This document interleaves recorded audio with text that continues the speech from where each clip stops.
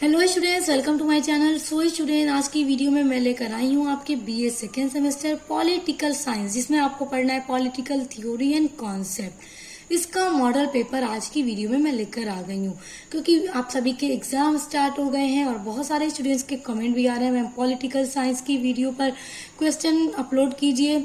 तो आज की वीडियो में मैं कुछ इंपॉर्टेंट क्वेश्चंस आपको बताने वाली हूँ आपके सेकेंड सेमेस्टर पॉलिटिकल साइंस के। तो चलिए स्टार्ट करते हैं। जितने क्वेश्चंस मैं बताऊंगी सभी आपके इंपॉर्टेंट क्वेश्चंस होंगे और आप उन सभी को तैयार कर लीजिएगा। तो आज की वीडियो में जितने भी क्वेश्चंस मैं बताऊंगी इसमें से आपको 60 से 70% अपने पेपर में देखने को जरूर मिलेंगे। तो चलिए स्टार्ट करते हैं। सबसे पहले आपका सेक्शन ए देखते हैं। जैसा कि आपके सेक्शन ए में अति लघु उत्तरीय प्रश्न दिया जाता है, जिसमें 10 प्रश्न आपको दिए जाते हैं और 10 प्रश्न के उत्तर आपको 50 शब्दों में देने होते हैं। आइए आपके पहले इंपॉर्टेंट छोटे छोटे क्वेश्चंस देख लेते हैं कि किस तरह के क्वेश्चंस आपको दिए जाएंगे। पहला है लोकतंत्र क्या है, ये तो आपने एकदम रट लेना है, ये जरूर दिया जाएगा। दूसरा है राज्य के कार्य का उदारवादी सिद्धांत। देखिए राज्य के कार्य का उदारवादी सिद्धांत क्या है, ये जरूर पूछा जाता है, इसको भी देख लीजिएगा। उसके बाद है फांसीवाद क्या है, ये भी इम्पोर्टेंट है। देखिए चौथा प्रश्न है आपका राज्य के आवश्यक तत्व, ये आपका टॉप लेवल का क्वेश्चन है। उसके बाद है लोकमत को परिभाषित कीजिए। अगला है राजनीतिक दल के कार्य बताइए। इसी तरह से आपके भी प्रश्न दिए जाएंगे। उसके बाद है स्वतंत्रता और समानता में संबंध बताइए। देखिए आपके छोटे छोटे जो प्रश्न पेपर में दिए जाते हैं वो इसी तरह के दिए जाते हैं। उसके बाद है आर्थिक समानता का महत्व बताइए, टॉप लेवल का ये भी क्वेश्चन है। उसके बाद देखिए संघ या सरकार के प्रमुख गुणों का उल्लेख कीजिए, ये क्वेश्चन तो बहुत इंपॉर्टेंट है। उसके बाद मानवाधिकार की 3 पीढ़ियां। देखिए ये मानवाधिकार की जो 3 पीढ़ियां हैं आप इसको भी जरूर तैयार कर लीजिएगा। तो देखिए 10 प्रश्न जो मैंने आपको बताए हैं आप इनको तैयार कर लीजिएगा। आपके छोटे छोटे क्वेश्चन इसी तरह से दिए जाएंगे। अब आ जाते हैं आपके सेक्शन बी में।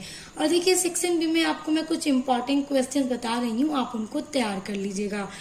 देखिए पहला है आपका कानून को परिभाषित करते हुए उसके विभिन्न प्रकार पर प्रकाश डालिए। इसे आप एकदम जरूर से तैयार कर लीजिएगा, क्योंकि इस तरह का क्वेश्चन आपका इम्पॉर्टेंट है। आपको कानून को परिभाषित करने के लिए जरूर कहा जाएगा और उसके विभिन्न जो प्रकार हैं उस पर प्रकाश डालने के लिए। लॉन्ग क्वेश्चन में ना इसी तरह के क्वेश्चंस दे दिए जाते हैं। उसके बाद अगला है धर्मनिरपेक्षता की अवधारणा को समझाइए। धर्मनिरपेक्षता की क्या अवधारणा है, आपको उसे पूरा एक्सप्लेन करके लिखना होगा 200 शब्दों में, क्योंकि सेक्शन बी में आपको 200 शब्दों में ही उत्तर देना है। उसके बाद है न्याय की अवधारणा की व्याख्या कीजिए। देखिए आपके लॉन्ग में इस तरह के क्वेश्चंस दिए जाएंगे, तो आप इनको थोड़ा लॉन्ग ही तैयार कीजिएगा, क्योंकि अगर आप इसको छोटा छोटा तैयार कर लेंगे तो आप फंस जाएंगे।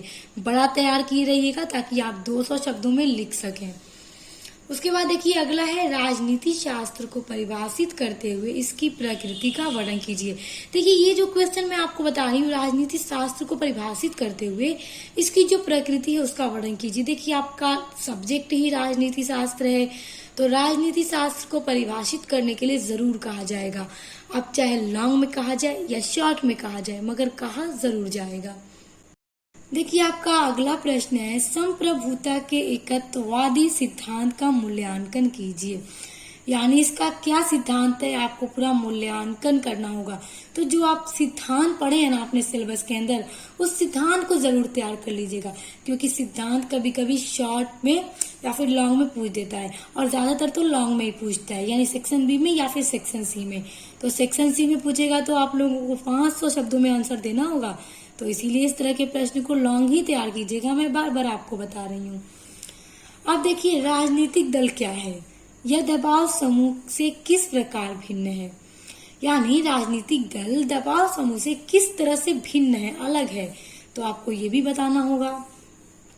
उसके बाद राजनीतिक दलों के मुख्य कार्यों का वर्णन कीजिए कि राजनीतिक दल का क्या क्या मेन कार्य होता है, तो ये आपसे पूछा जा सकता है। तो कुछ यहाँ पे क्वेश्चंस मैंने आपको आपके सेक्शन बी के बताए, जो कि आप तैयार कर लीजिएगा। देखिए स्टूडेंट्स, यहाँ पे मैं आपको मॉडल पेपर बता रही हूँ कि किस तरह के क्वेश्चंस एग्जाम में आते हैं और आपके सिलेबस के कौन से प्रश्न थोड़ा इंपॉर्टेंट होते हैं जो आपके एग्जाम में पूछे जा सकते हैं। तो इसी बेसिस पे आप अपने एग्जाम की तैयारी कीजिए, क्योंकि इसी बेसिस पे आपके भी क्वेश्चंस दिए जाएंगे। अब आ जाइए अपने सेक्शन सी में। सेक्शन सी में आपको 4 इम्पोर्टेंट क्वेश्चंस बताऊंगी जो कि आपके लॉन्ग में पूछने के चांसेस ज्यादा होते हैं। देखिए, पहला है एकात्मक शासन के गूढ़ दोषों की व्याख्या कीजिए। यानी एकात्मक शासन का क्या गुण है, क्या मेरिट है और क्या डीमेरिट है, आपको ये बताना होगा और 500 शब्दों में आंसर देना होगा। उसके बाद देखिए, लोक कल्याणकारी राज्य की अवधारणा को समझाइए। देखिए, लोक कल्याणकारी राज्य की क्या अवधारणा है। उसके बाद देखिए, राज्य की उत्पत्ति के विकासवादी सिद्धांत की विवेचना कीजिए। टॉप लेवल का ये क्वेश्चन है। उसके बाद अगला है राष्ट्रवाद एक वरदान है, इस कथन की समीक्षा कीजिए। तो देखिए, 4 प्रश्न आपके सेक्शन सी के बताए। तो ये सारे क्वेश्चंस इंपॉर्टेंट हैं, इसी के बेसिस पे अपने एग्जाम की तैयारी कीजिए, यहीं से आपके एग्जाम के क्वेश्चंस आएंगे। बाकी आप लोगों ने अपना पूरा सिलेबस पढ़ ही रखा है, तो उसमें से जो इम्पोर्टेंट है वो आप पढ़िएगा। और ये सारी चीजें जो कुछ इम्पोर्टेंट होती हैं वो मैंने आज की वीडियो में आपको बता दी हैं। तो बस अच्छे से पढ़ाई कीजिए, दिल लगाकर पढ़िए, अच्छे से कोई भी टॉपिक होता है उसको समझा कीजिए, क्योंकि सिर्फ रटने से आप लिख नहीं पाएंगे, समझे रहेंगे तो आप उसको ईजिली लिख पाएंगे। तो स्टूडेंट्स, अच्छे से एग्जाम दीजिए। Best of luck. अब मिलते हैं नेक्स्ट वीडियो के साथ।